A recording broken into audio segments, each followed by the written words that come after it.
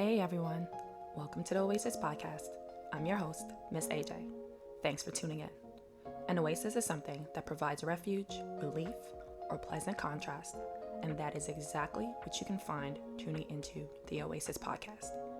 This will be a space where I and special guests will be cultivating intentional and honest conversations about life's journey. So what are you waiting for? Subscribe now. Also follow us on Instagram at the Oasis Podcast. That's TheOasis Podcast. Hey everyone. Thank you for joining me again on the Oasis Podcast.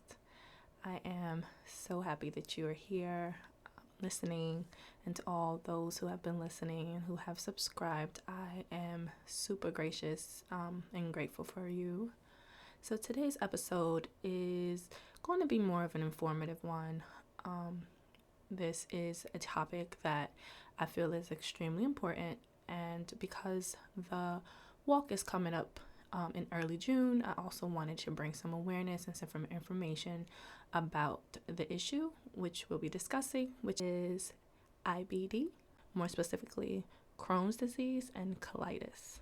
And to discuss the topic, I will be interviewing one of my very near and dear colleagues as well as friend about the condition, and I hope you learn something new and are able to, at the very least, learn something new, share the information, and if possible, donate to the cause, because I think it's something that's extremely important.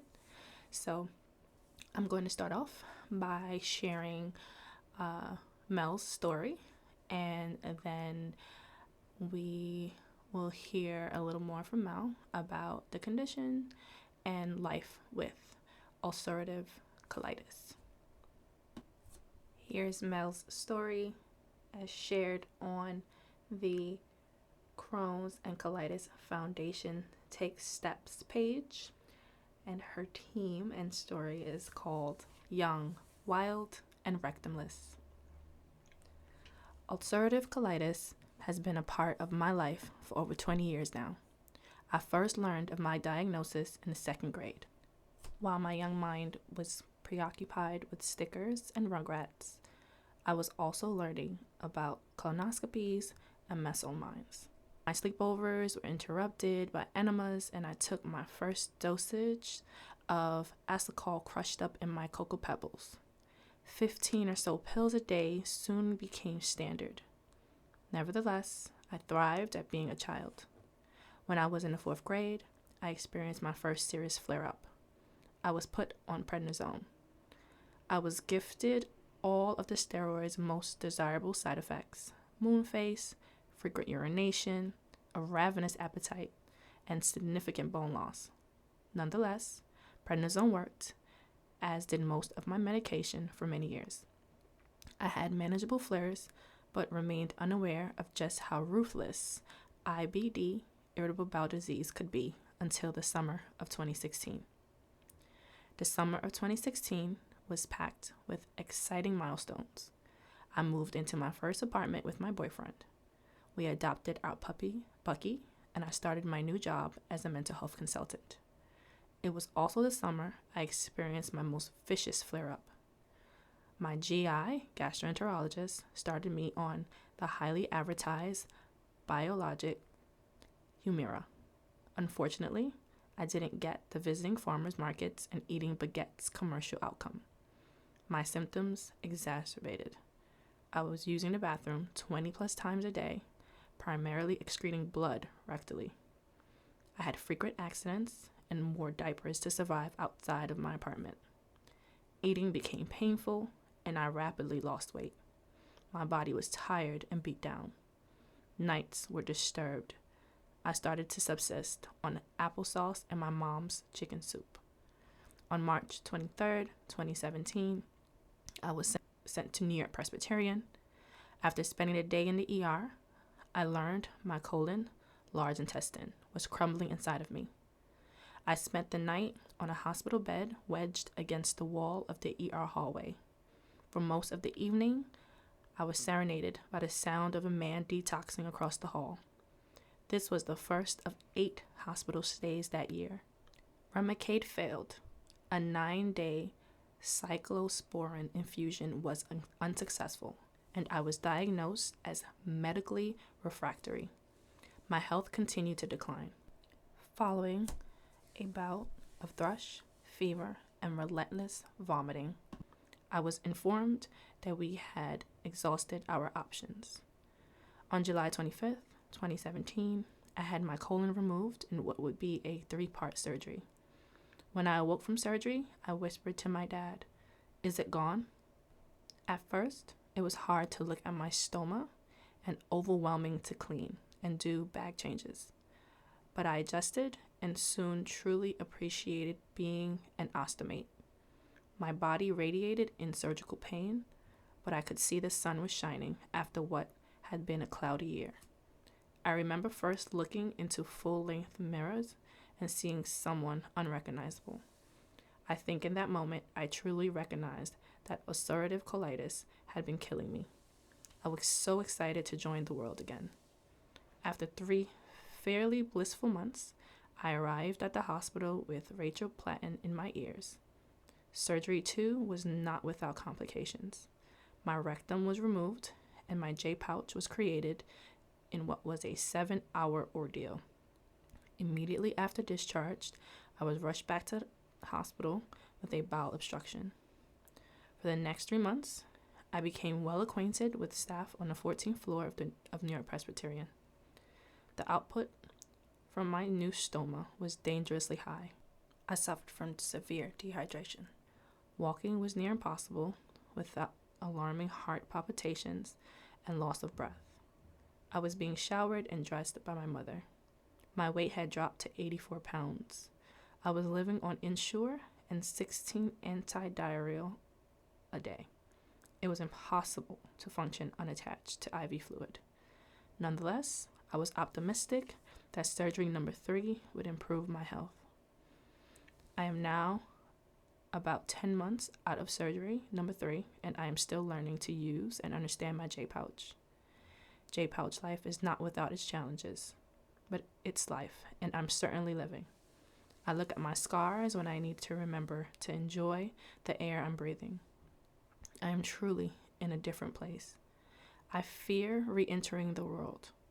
My focus was largely on getting well, and now the world has opened to me again. I've accepted my new normal, and I think that's a result of having an army of support. I have so much gratitude for my family and friends. There are no words for the love my parents have given me. Everyone always seems concerned with acquiring their happiness. I think I'm discovering happiness in just being. Hey Mel, thank you for joining us. Hey, you're welcome. Thank you for having me. So, I wanted to have you on this episode because I really wanted to bring awareness to IBD, but most, specifically Crohn's disease and ulcerative colitis. And I wanted you to be able to share your story, and most importantly for listeners, so they can support the cause. So if you don't mind, please sharing a little bit of information about yourself. Awesome, sure. So my name is Melissa. I'm 29 years old. I live in Brooklyn, and I'm a mental health counselor. And I have ulcerative colitis. Thank you for that. So for those listeners who are unclear, could you kind of explain to us what is IBD and ulcerative colitis? Sure. So IBD is a word for Inflammatory Bowel Disease, and there's 2 types of IBD. There's Crohn's and ulcerative colitis. They are both autoimmune diseases that affect the digestive system. Okay. Ulcerative colitis is a disease that primarily affects the large intestine and the rectum. Okay. It causes inflammation and ulcers along the lining of the digestive tract. And it is considered a chronic illness. Okay. Uh, And so what do the symptoms look like? so symptoms do range depending on the severity of the disease. So some people have very mild forms of the disease, and some people have very moderate or severe, and that can change over time. Okay. But generally, some of the symptoms are abdominal cramping, diarrhea, bloody diarrhea, fatigue, anemia, joint pain, dehydration, nausea, vomiting, and also there's a lot of extraintestinal symptoms, which just means things that don't affect the GI tract, like the eyes and, like I said before, the joints. So there's really a range and quite a medley, if you'd say, of symptoms. Right. So that sounds, pretty extensive, and I know you already shared that you do have ulcerative colitis. So if you don't mind sharing, what hurdles, if any, but I'm sure there were many, but what hurdles have you experienced with the disease? Well, I was diagnosed when I was 7, so I was pretty young. Right. And so that was the first hurdle, I guess, because I really didn't understand what the disease was, and most adults don't even really understand the disease very well. Right. So it's hard to kind of wrap my head around. And I got very sick very young, so I was losing a lot of blood. And I was on a lot of medications that had some pretty awful side effects. So, like moon face, where your face gets incredibly swollen, and I had a lot of bone loss caused by like steroids. And then I just was on a ton of medication, and then when I turned 26, my medication stopped working. Mm-hmm. And so there's different levels of medication that patients take. And since I was diagnosed so young, I've been basically put on just about all of them, and they just stopped working, so my symptoms got increasingly worse. So I was losing a ton of blood when I would use the bathroom, and like a lot of patients, I was going very frequently and with urgency, so I went over 20 times a day.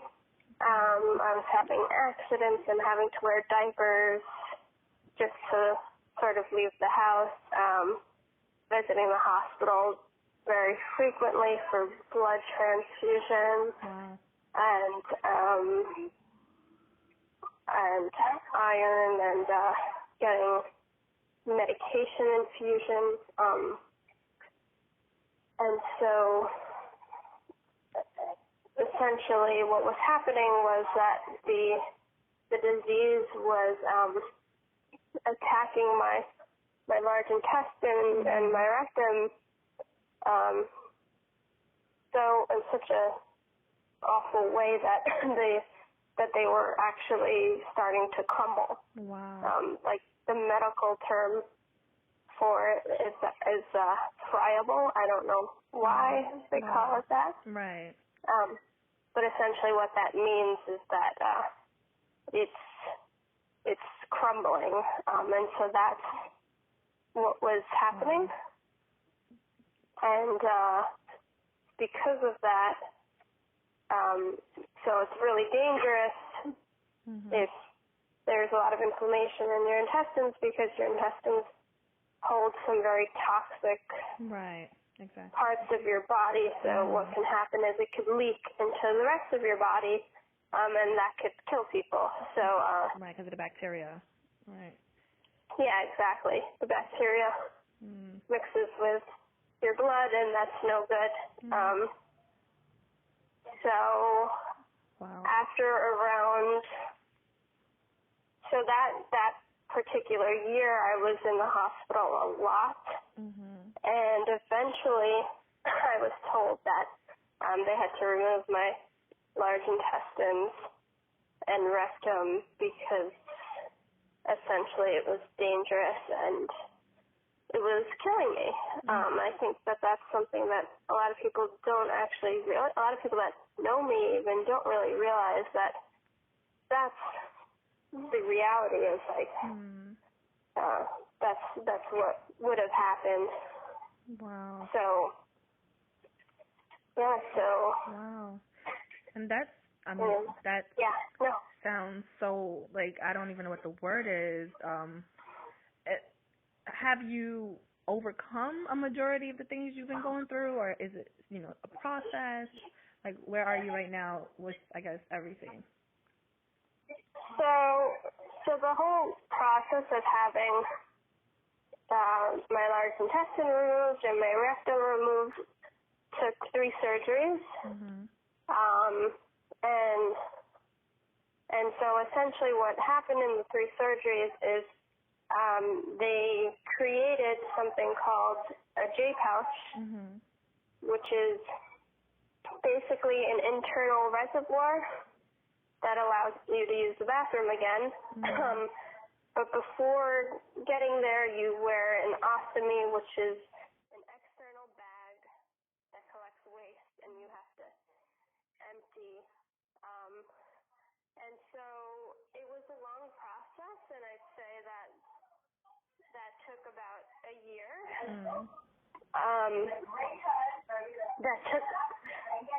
That took around a year for all the surgeries, and it was a very trying year.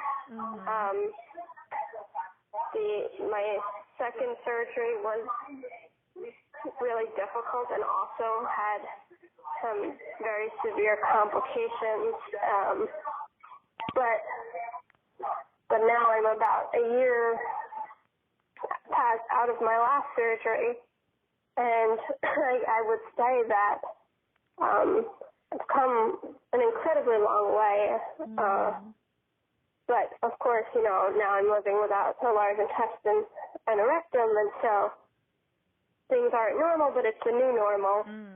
And so I definitely got my life back. But it's, of course, not the same. People that have J pouches generally use the bathroom more frequently. So I use the bathroom to have a bowel movement about 10 times a day. Wow. Or more sometimes. Yeah, it's very different though, I will say, because when you're just dealing with sickness, it's not, you're usually using the bathroom so extensively, but not only are you using the bathroom, you're losing blood. Wow. And so now it's not like that. It's just my system is shortened, so I go to the bathroom more frequently. You know, your large intestine is really responsible for hydration. Okay. So that's a constant battle. It's just being hydrated and making sure that I'm getting electrolytes and things of that nature. Right. And it's just a different system. So, you know, after my last surgery, I kind of had to relearn to use the bathroom, and not the way everyone else does, because when you have a J pouch, they've reconstructed your insides, so it just doesn't work the same way. So it's been a huge learning process. So I've definitely gotten over a lot of hurdles, and accepted like this new normal, but it is different, and there are always going to be roadblocks because it's just, you know, you have your large intestine for a reason, and so life without it is very much different, but it is life nonetheless. So yeah, it really is. And essentially at the end of the day, that's what's really important, right? Yeah. And so is there a cure? So I'm hearing there's a lot of surgeries, a lot of medications. So is there a cure? No, so there is no cure for either disease, Crohn's or ulcerative colitis. They're considered chronic illnesses, so basically what happens is people get flare-ups where they get really sick and their disease is active, and then they go into remission where their disease, where they're not experiencing symptoms usually, and so that's usually how it works, and then there's medications to help people, maintain remission. And a lot of people do really well on different medications, but unfortunately there's also really awful complications, and they can both be really debilitating diseases. Right. So it sounds like there's a lot of, kind of moving pieces, I guess, for lack of better phrasing. So are there kind of common misconceptions about the disease that you kind of heard or encountered? And if so, like, what are they? Yeah, there are so many misconceptions. It's actually, there's so much misinformation and unwarranted advice that people get when they have these diseases, because they're just so misunderstood. So some common misconceptions, I'd say, are that a lot of people think IBD is the same as IBS. Okay. And so they are not at all. I mean, don't get me wrong, IBS is terrible and nobody wants to have it. Right. But IBD damages the bowel. So a lot of patients with IBD might need surgery at some point or might end up losing a lot of their bowel. And when you lose your bowel, you have trouble absorbing nutrients and all sorts of things that come with losing bowel. And that doesn't happen in IBS. It is considered a functional gastrointestinal disorder, so it really doesn't do anything to the actual bowel. So IBS, just to clarify. Yeah, it's irritable bowel syndrome. Okay. And IBD is irritable bowel disease. So a lot of people confuse them. Okay. But IBD damages the bowel, and IBS does not. I see.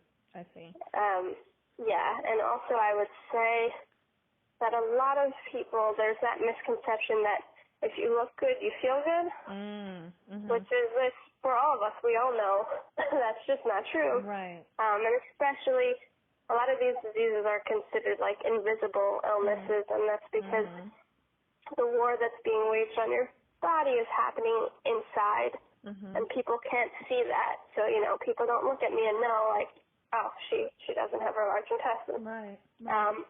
So in that way, it is a difficult disease because people just have trouble understanding it. And then I would say that a lot of people think it's something caused by diet, and that's where that unwarranted advice comes.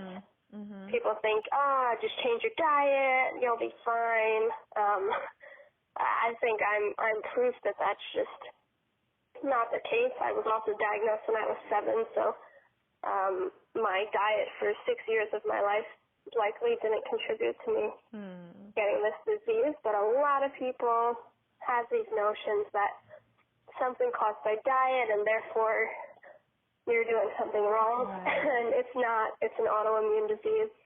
It is literally the body is attacking your good bacteria and creating your bowel to really self-destruct. Oh, wow. So there's, and one other thing I was thinking, another misconception.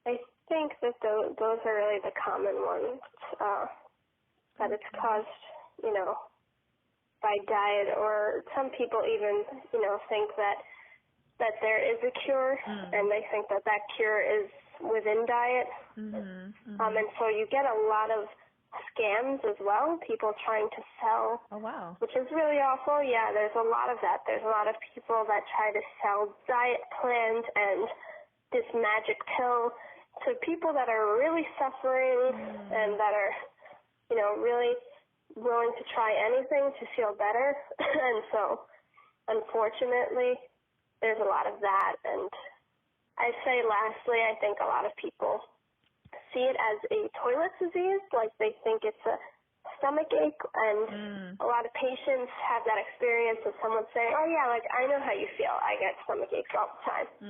And, it's definitely not that's just, it's absolutely not. It's just the types of pains that come with the illness are really not describable. It's but not only that, it's much more than a toilet disease. It actually impacts the entire body, and you have a faulty immune system essentially. So right. So of course, all this already kind of answers the next question, but why is awareness of this disease so important? Well, so I would say for one, it's more common than people recognize. Okay. Because unfortunately it is stigmatized, and so some people just don't talk about it. And that's another reason that awareness is so important, because it is stigmatized, and there's so many people living with this disease and feeling really alone when there's so many other people living with it. But they feel alone and they're suffering in silence, and they aren't always getting the help that they need. And so it's really important that more is understood about it, more is learned, so that there could be a cure, because there still is no cure, and there still are so many people in the world that are really struggling. Right. Well, Mel, thank you so much for sharing. So before we end, can you kind of tell listeners how they can support, and for those who may be suffering and don't know where to turn to, if you have any advice or maybe anything you can suggest? Yeah, so for one, I would say for people that do know folks that might be struggling with Crohn's or ulcerative colitis, that I think listening and asking questions is one of the best ways you can actually be a support. Too often, people don't feel heard, or when somebody is sick, people are afraid to actually ask. Right. And more times than not, people want you to ask. This is their life. This is how they're living every day, and they might want you to know, what that looks like, so that you can actually be a good support. And if you're a person dealing with these diseases, I would say that if there was anything I really wish I knew before, was how many resources there are. So the Crohn's and Colitis Foundation is really amazing, and they have so many support groups, and they have Camp Oasis for young kids, because young kids are actually one of the higher demographic, I guess, of folks that are being diagnosed now. Right. So they have a day camp for kids to get to know each other.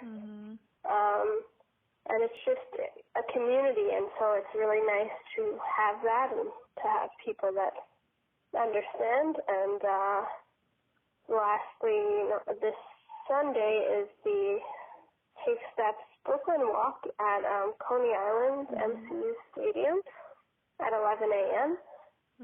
So people can walk to show support for cures, and people can also donate. Both are always welcomed, so that hopefully we can get a cure. Thank you so much for sharing your story and just providing some really valuable information. I know I learned a lot already, and I thank you so much, Mel. Thank you.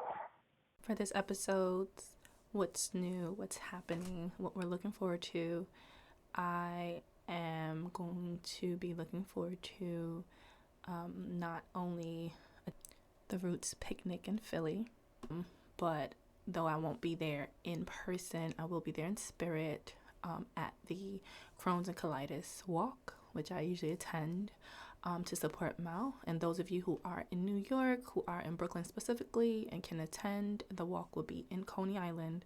So please attend and show some support. If you listen to the podcast and you just want to show Mel some support for sharing her story, please do go out and attend the walk. And if you can, just make a donation to Mel's team on the website, Taking Steps.